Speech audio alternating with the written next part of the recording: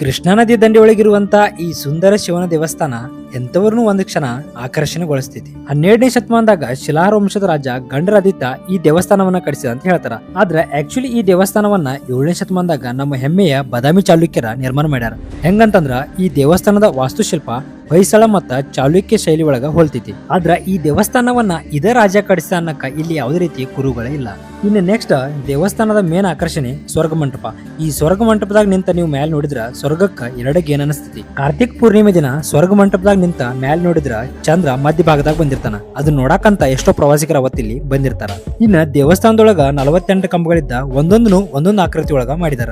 ಇನ್ನ ಗರ್ಭಗುಡಿಗೆ ಬಂದ್ರ ಶಿವ ಮತ್ತು ವಿಷ್ಣು ಇಬ್ರು ಒಂದೇ ಗುಡಿಯೊಳಗಿರುವಂತ ಜಗತ್ತಿನ ಏಕೈಕ ಒಂದೇ ದೇವಸ್ಥಾನ ಇದಾಗೈತಿ. ಇನ್ನೊಂದು ವಿಶೇಷ ಏನಂದ್ರ ಈ ದೇವಸ್ಥಾನದೊಳಗ ನೀವು ನಂದಿನ ನೋಡಕ್ ಆಗಂಗಿಲ್ಲ.